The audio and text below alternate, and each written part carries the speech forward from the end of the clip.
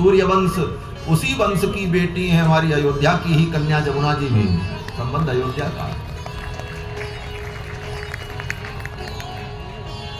बंधुओं,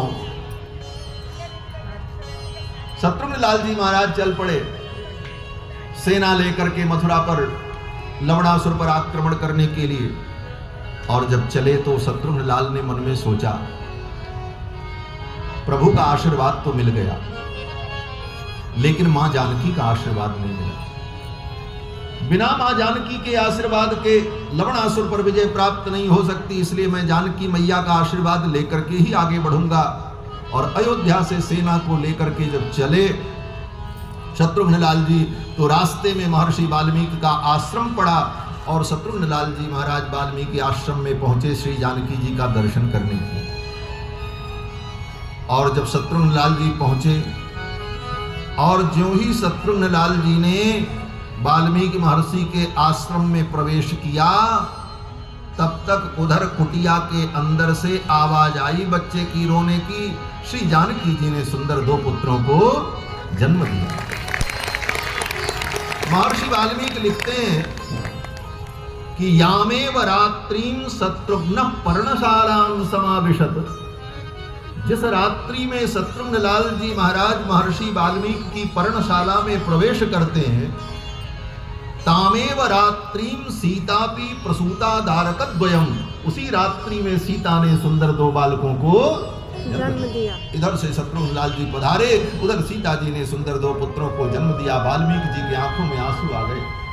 भगवान ने कैसी कृपा की, शत्रुघ्न लाल को कुमार को भेज दिया। अब इन्हीं के द्वारा इसका जात कर्म होगा।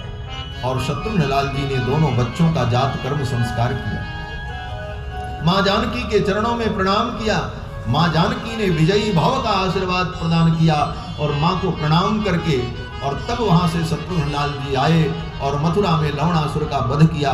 और यहां पर राजा बन करके मथुरा में शत्रुघ्न लाल विराजमान हुए। लवकुश का जात कर्म संस्कार हुआ। दोनों कुमार धीरे धीरे बड़े हुए।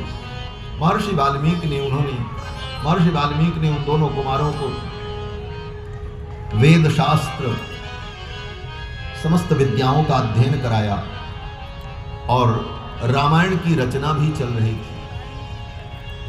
धीरे धीरे समय आया, रामायण की रचना पूर्ण हो गई। जब रामायण की रचना पूर्ण हो गई तब महर्षि वाल्मीकि ने सोचा, अब ये रामायण मैं किसको पढ़ाऊं?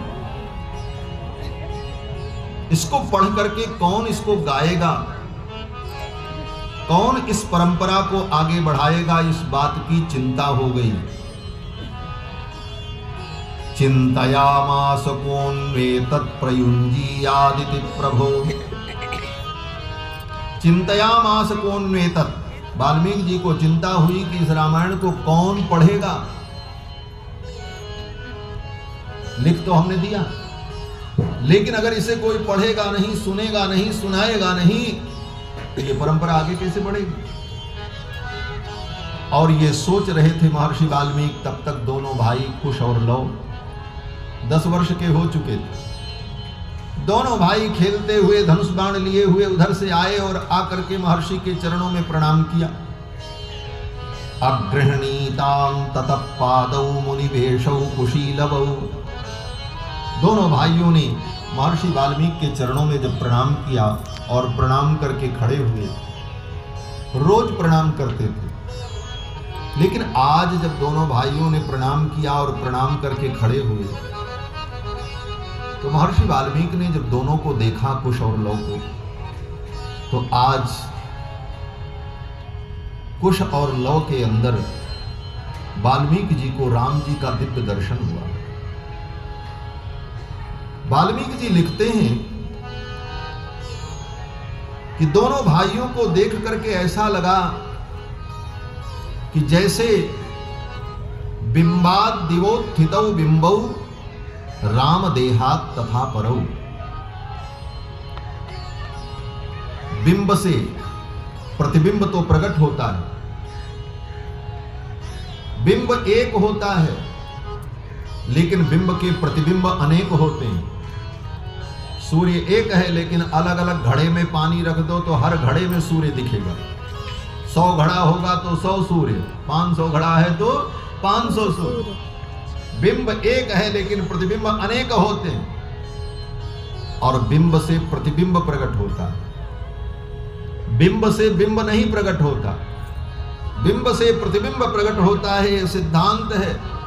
लेकिन आज वाल्मीकि जी ने जब लव और कुश को देखा तो उन्हें क्या अनुभव हुआ? वाल्मीकि जी को यही अनुभव हुआ कि बिंबाद दिवोत्थितौ बिंबौ राम देहात तथा परौ।